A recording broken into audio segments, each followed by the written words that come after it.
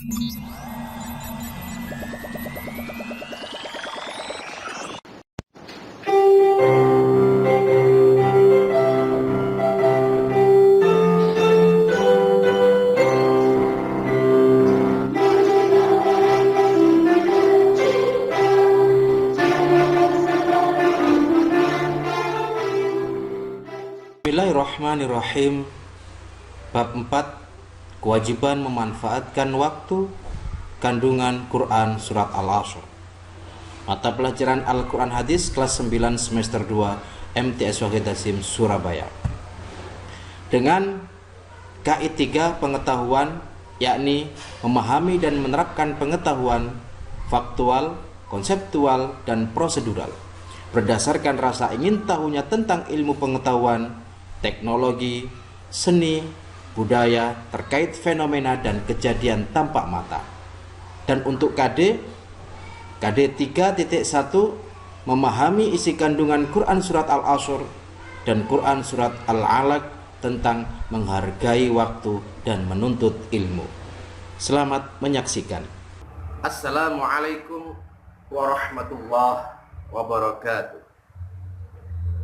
Bismillahirrahmanirrahim.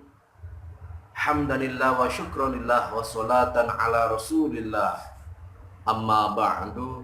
Qalu subhanaka la ilma lana illa ma 'allamtana innaka antal alimul hakim. Ayyuhat tulab, qabla an nastamir hayya nabda hadhihi dirasah bi qiraatil basmalah. Bismillahirrahmanirrahim. Baik, bertemu lagi dengan keadaan dan suasana yang luar biasa. Mungkin beberapa di antara kita ada yang sedang rindu dikala kita sudah lama tidak bertemu, tidak berjumpa dan tidak bertatap muka dalam KBM di dalam kelas. Namun meskipun seperti itu kondisi kita, mari kita tetap semangat dalam belajar, semangat dalam menjaga kesehatan, dengan harapan mudah-mudahan kita tetap senantiasa menuntut ilmu dalam keadaan sihat dan wa'afiatan. Amin amin ya rabbal alamin. Pada kesempatan ini kita akan belajar tentang berkah waktuku bertambah ilmuku. Dalam artian kita akan fokus pada materi ayat dan hadis tentang kewajiban memanfaatkan waktu dan menuntut ilmu. Baik anak-anakku sekalian, pada kesempatan awal ini akan kita pelajari bab 4. Yang pertama yaitu kandungan dalam surat Al-Asr. Surat Al-Asr. Baik, sebelum kita pelajari lebih lanjut kandungan surat Al-Asr, mari kita baca bersama. Pak Alfi akan membacakan duluan, kalian tirukan. A'udzu billahi minasyaitonir rajim. Bismillahirrahmanirrahim. Wal asri innal insana lafi khusrin illal ladzina amanu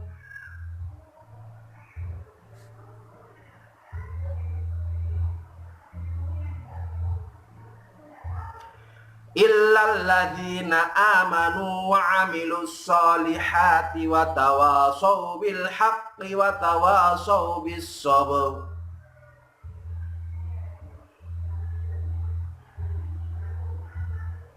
Shadaqallahul adzim. Baik, akan kami bahas tentang ayat yang terkandung dalam surat Al-Asr. Ayat pertama, Allah berfirman, wal asri, demi masa. Waktu adalah sangat penting bagi kita. Dalam artian, terdapat orang dahulu mengatakan bahwasanya al-waktu kasyayf fa in lam taqta'ha faqata'aka. waktu bagaikan pedang. Jika kalian tidak menggunakan waktu tersebut, maka kalian akan dipotong oleh waktu. Dalam artian, jika kita tidak menggunakan waktu kita sebaik mungkin, maka kita akan terlena dengan waktu. Dan waktu yang telah kita miliki yang diberikan oleh Allah akan sia-sia saja. Oleh karena itu, pada kesempatan ini, ayat pertama, Allah memulai surat ini dengan sumpah. Dalam artian, kita jika ingin menegaskan suatu makna, kita biasanya menggunakan untuk sumpah. Dan kita sebagai makhluk Allah, biasanya kita bersumpah dengan nama Allah. Dalam arti ketika kita menggunakan bahasa Indonesia, maka Allah mengatakan demi Allah. Maka kita mengatakan demi Allah. Namun jika kita bersumpah menggunakan bahasa Arab, yakni dalam huruf qasam, itu ada 3 macam, yakni wawu, wallahi, ta, tallahi, dan ba billahi. Lah, kita sebagai makhluk Allah, ketika kita bersumpah, kita menggunakan nama Allah. Namun sebaliknya, jika Allah bersumpah, Allah akan menggunakan nama-nama makhluk Allah yang besar. Misal contoh, wasamsi demi matahari, wal qamari demi bulan, wan nujumi demi bintang, wal ardi demi bumi. Namun ada satu makhluk Allah yang sering digunakan di dalam Al-Quran, dan makhluk ini tidak berbentuk, namun makhluk ini sangat luar biasa maknanya, sangat luar biasa buat kita, yaitu tentang masa. Mengapa kita tidak akan pernah ditanya oleh Allah tentang bumi, tentang bulan, tentang bintang, tentang matahari, namun kita kelak akan ditanya oleh Allah tentang bagaimana waktu yang telah Allah berikan kepada kita. Saking pentingnya waktu, Allah senantiasa bersumpah di dalam Al-Quran waktu tersebut selama 24 jam. Misal contoh, ketika datang waktu fajar, Allah bersumpah wal fajri walayalin ash.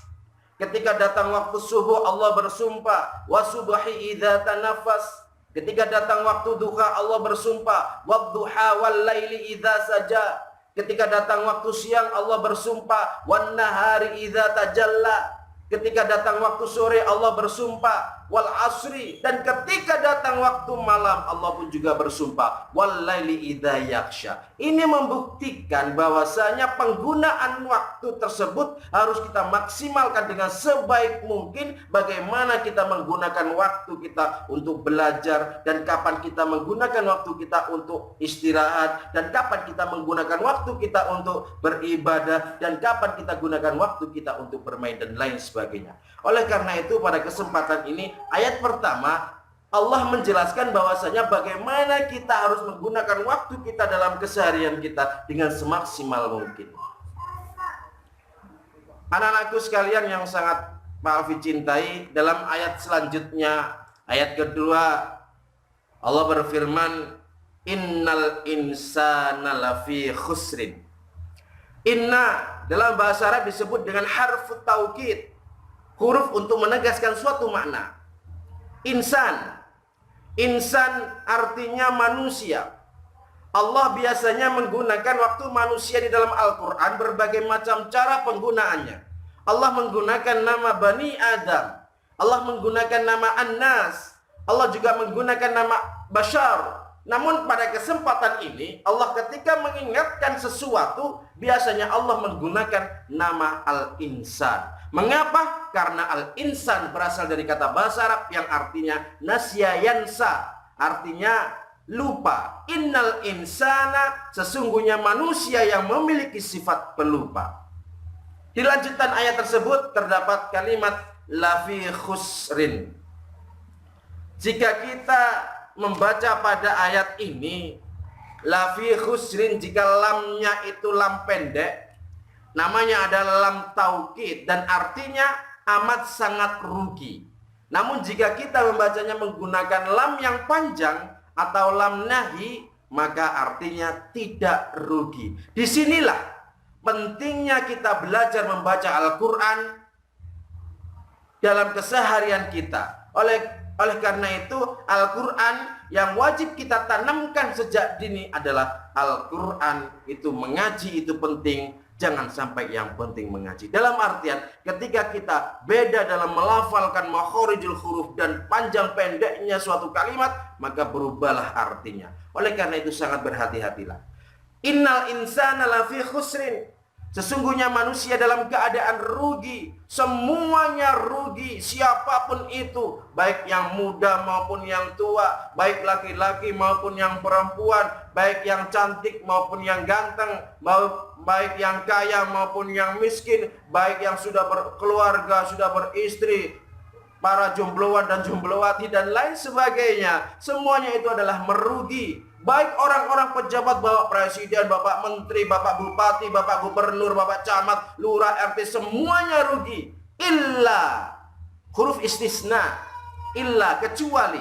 Kecuali siapa? Illalladzina amanu wa amilus solihat wa tawasaw bil haqqi wa tawasaw bis sabr. Golongan orang-orang pertama yang tidak merugi, dalam artian lawan katanya, golongan orang-orang pertama yang beruntung, alladzina amanu, orang-orang yang beriman. Anak-anakku sekalian, golongan orang yang beriman itu adalah golongan orang yang mana mempercayai.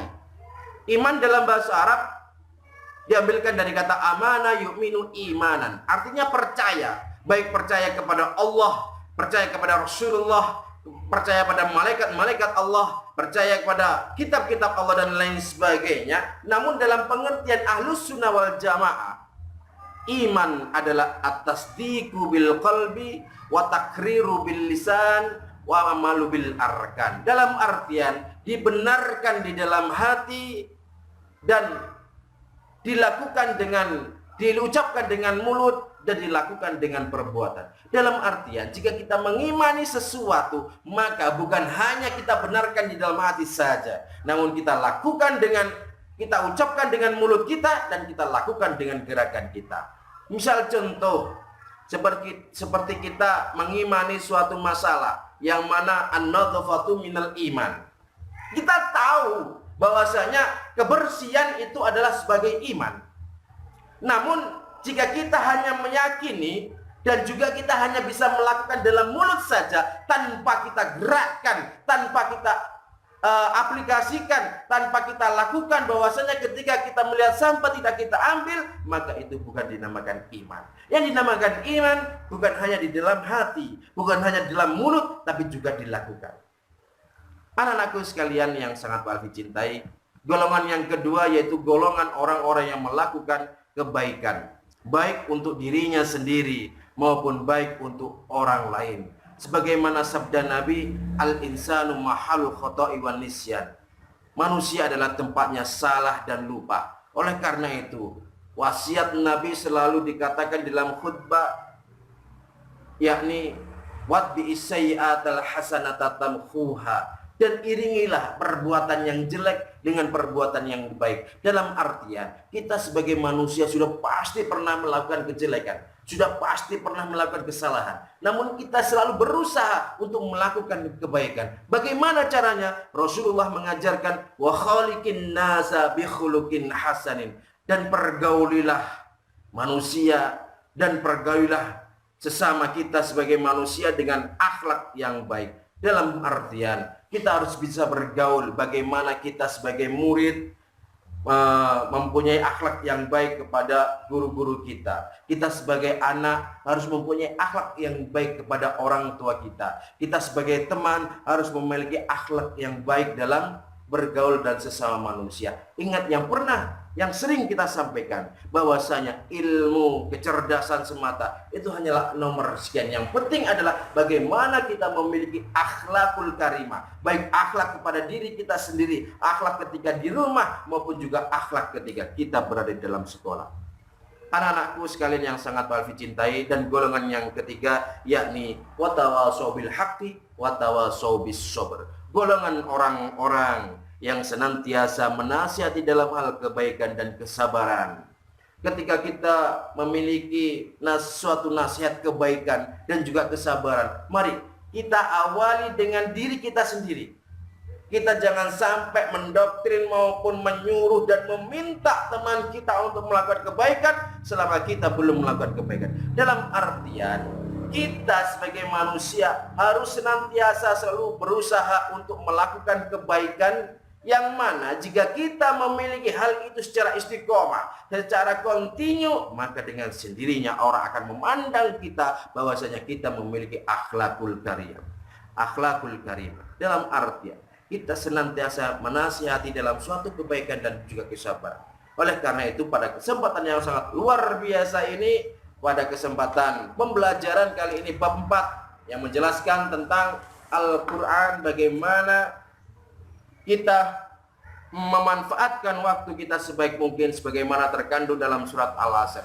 Mudah-mudahan pada kesempatan yang sangat singkat ini kita senantiasa bisa berusaha dan berdoa. Dalam artian kita bisa memanfaatkan waktu kita. Kapan waktu kita untuk bermain, kapan waktu kita untuk belajar, kapan waktu kita untuk beribadah, kapan waktu kita untuk membantu orang tua, selalu kita lakukan dengan baik. Dan mudah-mudahan dengan keterbatasan kegiatan pembelajaran kali ini yang sering kita lakukan dalam sistem daring, dalam jaringan, baik maupun dalam via Kuiper, dalam learning madrasah maupun yang lainnya, tidak sedikit pun mengurangi semangat kita dalam belajar, semangat kita dalam mencari ilmu. Mudah-mudahan sedikit materi ini bisa kita manfaatkan dengan baik. Setelah kita menyaksikan video pembelajaran tadi, untuk saat ini akan kami berikan soal atau pertanyaan hanya 4 saja.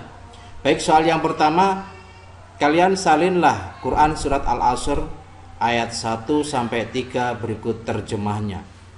Dan yang kedua, tulislah waktu atau masa selama 24 jam yang telah Allah gunakan di dalam Al-Quran, yang Allah gunakan untuk bersumpah dari penjelasan video tersebut.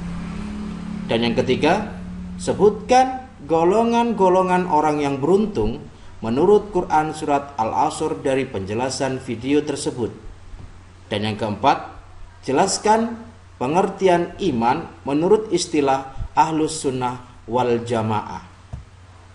Untuk penugasan offline, siapkan kertas HVS atau sobekan, lalu tulis di atas nomor absen, nama, kelas, dan mata pelajaran. Dan yang ketiga, kerjakan 4 atau pertanyaan yang sudah diberikan tadi.